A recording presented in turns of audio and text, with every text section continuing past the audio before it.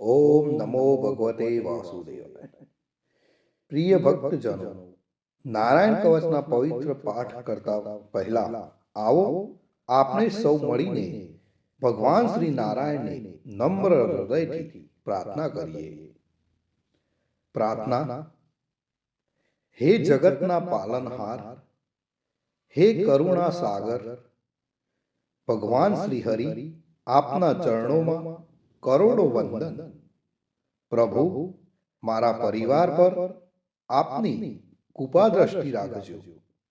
મારા માતા પિતા, ભાઈ બહેન, સંતાન અને પરિવારના દરેક સભ્યને આરોગ્ય, સુખ, શાંતિ અને સદબુદ્ધિ આપજો.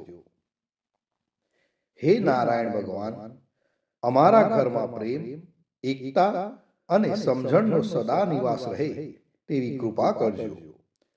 દરેક દુઃખ, ભય અને નકારાત્મક શક્તિથી અમારી રક્ષા કરજો. પ્રભુ, માત્ર મારા પરિવાર માટે નહીં, પરંતુ સમગ્ર વિશ્વ માટે આપની કરુણા વરસાવો. જગતમાં શાંતિ ફેલાવો. રોગ, યુદ્ધ, દ્વેષ અને અશાંતિનો નાશ કરો. દરેક જીવને સદમાર્ગ પર દોરી સત્ય, ધર્મ અને કરુણાનો પ્રકાશ આપજો. હે શ્રી હરિ, આ નારાયણ કવચના પાઠને સફળ, પવિત્ર અને ફળદાયી બનાવજો. મારા મન, વચન અને કર્મને શુદ્ધ કરી આપના ચરણોમાં ભક્તિ અર્પણ કરવાની શક્તિ આપજો.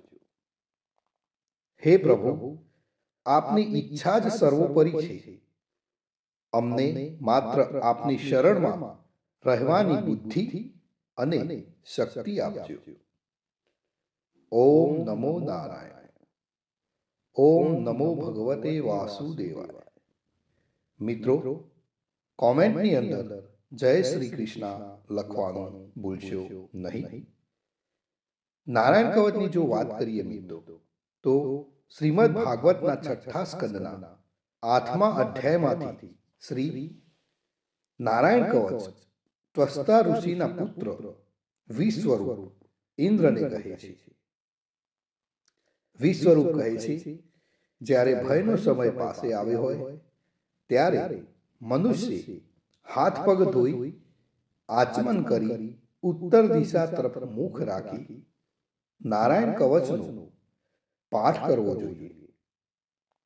જ્યારે ભય આવે ત્યારે શ્રી નારાયણ રૂપ નામનું બખ્તર ધારણ કરવું જોઈએ. તો નારાયણ કવચનો પાઠ મિત્રો આ રીતે છે, જે આપણે નિત્ય સાંભળવો જોઈએ. ગરુડની પીઠ ઉપર ચરણ કમળ ધારણ કરનારા, 8 સિદ્ધિઓ વાળા, 8 બાહુઓ વાળા અને તે 8 બાહુઓ વિશે શંખ, ચક્ર, ઢાલ, ગદા, બાણ, ધનુષ તથા પાસને ધારણ કરનારા શ્રી હરિ, મારી સર્વ પ્રકારે રક્ષા કરો.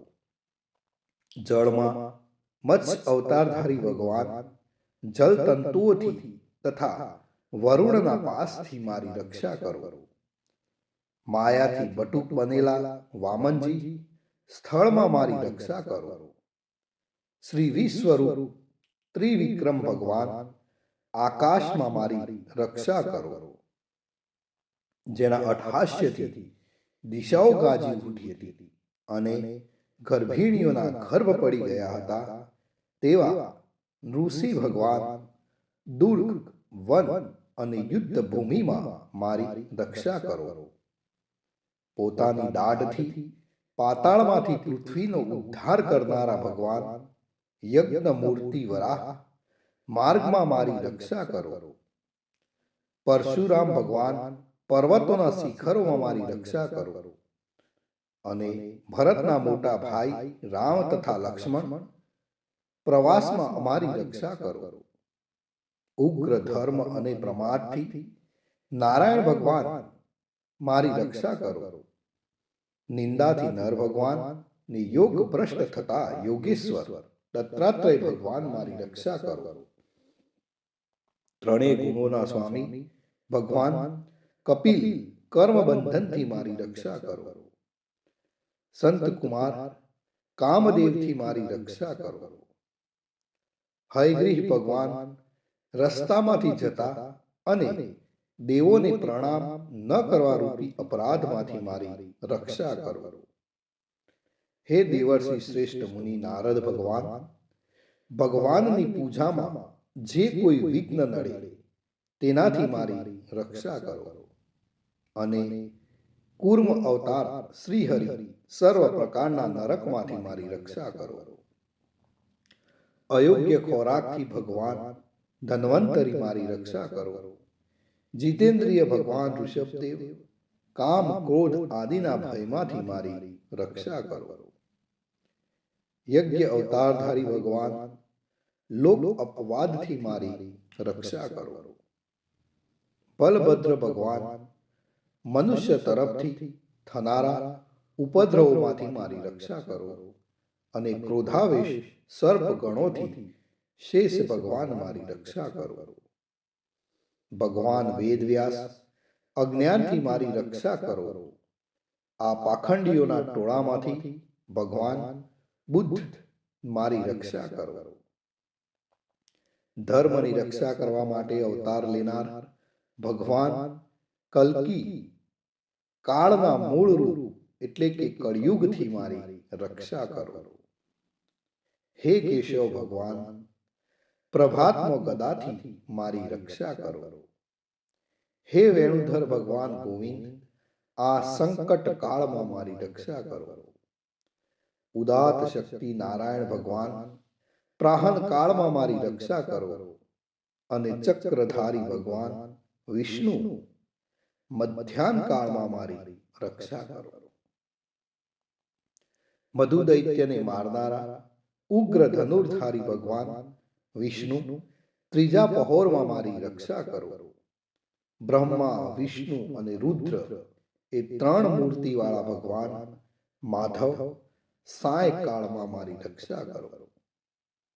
ઇન્દ્રિયોના સ્વામી ઋષિકેશ ભગવાન પ્રદોષ કાળમાં મારી રક્ષા કરો. પદ્મનાભ ભગવાન કેવળ એક અર્ધ રાતથી પહેલાના કાળમાં અને અર્ધ રાતે મારી રક્ષા કરો. શ્રી વત્સ સિંહધારી ભગવાન એવા ઈશ શ્રી વિષ્ણુ પાછલી રાતે મારી રક્ષા કરો. તલવારધારી ભગવાન જનાર્દન મળસકામાં મારી રક્ષા કરો. દામોદર ભગવાન સંપૂર્ણ સંધ્યાઓમાં મારી રક્ષા કરો. કાળમૂર્તિ ભગવાન વિશ્વેશ્વર સૂર્યોદય પહેલાના કાળમાં મારી રક્ષા કરો. હે પ્રલય સમયના અગ્નિ જેવી તીક્ષ્ણ ધારવાળા ચક્ર વાયુવાળા અગ્નિથી જેમ સૂકું ઘાસ બળીને ભસ્મ થાય તેમ મારી શત્રુ સેનાને ભસ્મ કરો. હે વ્રજના જેવા તીક્ષ્ણ સ્પર્શવાળા તણખાઓથી ભરેલી ગદા તમે ભગવાનને પ્રિય છો. તમે કુષ્માંડ યક્ષ રાક્ષસ ભૂત તથા ગ્રહોનો ભૂકો કરી નાખો તથા શત્રુઓના ચૂરે ચૂરા કરી નાખો. હે પંચજન્ય શંકરાજ શ્રી કૃષ્ણ ભગવાન તમને ફૂંકીને ભયંકર શબ્દ કરે છે અને તેનાથી શત્રુઓના હૃદય કંપે છે. હે પંચજન્ય શંકરાજ તમે રાક્ષસો પ્રમથો પ્રેતગણ માતૃગાગણ પિશાચ બ્રહ્મ રાક્ષસ તથા બીજા ઘોર દ્રષ્ટિવાળાઓને નસાડી મૂકો. હે તીક્ષ્ણ ધારવાળી તલવાર તમે ભગવાનના હસ્ત દ્વારા પ્રેરાઈને મારા શત્રુઓના સૈન્યને કાપી નાખો. હે સેંકડો ચંદ્ર જેવા મંડળ સમાન ઢાલ તમે શત્રુઓની આંખને ઢાંકી દો તથા પાપી નજરવાળાઓની પાપ દ્રષ્ટિને હરી લો. અમને ગ્રહોથી કેતુઓથી મનુષ્યોથી સર્પોથી અને દાઢવાળા પ્રાણીઓથી તથા પાપોથી જે ભય થાય છે તે સૌ તથા જેઓ અમારા સુખમાં વિઘ્ન કરનાર છે તે સર્વે ભયો ભગવાનના નામરૂપ અસ્ત્રના કીર્તનથી જ તુરત જ નાશ પામો. વૈદિક સ્ત્રોતોથી સ્તુતિ કરાયેલા વેદમય તથા સમર્થ ગરુડ ભગવાન સર્વ સંકટોમાં મારી રક્ષા કરો. શ્રી વિશ્વસેન ભગવાન પણ પોતાના નામો લેવા વડે સર્વ સંકટોમાંથી મારી રક્ષા કરો. શ્રી હરિના નામ, રૂપ, વાહન અને આયુધો સર્વ દુઃખોમાંથી અમારી રક્ષા કરો. ભગવાનના મુખ્ય પાર્ષદો અમારી બુદ્ધિ, ઇન્દ્રિય, મન તથા પ્રાણની રક્ષા કરો. આ સાકાર નિરાકાર જે કઈ જગત છે સર્વ ભગવાનનું જ સ્વરૂપ છે. આ સત્યથી મારા સર્વ ઉપદ્રવો નાશ પામો. અભેદ દ્રષ્ટિવાળા મનુષ્યોને ભગવાન પોતે ભેદ રહિત જોવામાં આવે છે, તો પણ તે પોતાની માયાથી આભૂષણો, આયુધો તથા ચિહ્ન નામની શક્તિઓને ધારણ કરે છે. તે સત્ય પ્રમાણ વડે જ સર્વજ્ઞ તથા સર્વવ્યાપક ભગવાન શ્રી હરિ સર્વ પ્રકારના રૂપો વડે સર્વદા અમારી રક્ષા કરો. શ્રી નૃસિંહ નામના ઉચ્ચારણથી જ જળ, વાયુ, અગ્નિ આદિનો પ્રભાવ પોતાના તેજથી દૂર કર્યો છે. એવા લોકના ભયને દૂર કરનારા ભગવાન નૃસિંહ સર્વત્ર ચારો તરફ મારી અને મારા પરિવારની રક્ષા કરો. મિત્રો, જો આપણે નિત્ય નારાયણ કવચનો પાઠ કરીએ છીએ તો આપણને શું ફળ મળે એની વાત વિશ્વરૂપ કહે છે. વિશ્વરૂપ ઇન્દ્રને કહે છે કે આ નારાયણ કવચ તમારી આગળ જે કહ્યું, જે ધારણ કરવાથી તમે શ્રમ વિના અસુરોના અધિપતિઓને જીતશો. આ નારાયણ કવચને ધારણ કરનારો મનુષ્ય અથવા તો સાંભળનારો મનુષ્ય નેત્રથી જેના તરફ જુએ અથવા તો પગ વડે જેને અડકે તે તુરત જ બધા જ ભયમાંથી છૂટે છે. આ નારાયણ કવચ ભણનાર પુરુષને કોઈ દિવસ રાજાઓ તરફથી, ચોર તરફથી, ગ્રહો તરફથી, વ્યાઘ્ર આદિ તરફથી તથા બીજા કોઈ તરફથી ક્યારે પણ કોઈ પણ પ્રકારનો ભય રહેતો નથી અને નિર્ભય થાય છે. તો મિત્રો, આ હતું નારાયણ કવચ. ભગવાન સર્વનું રક્ષણ કરે એવી જ મારી પ્રાર્થના.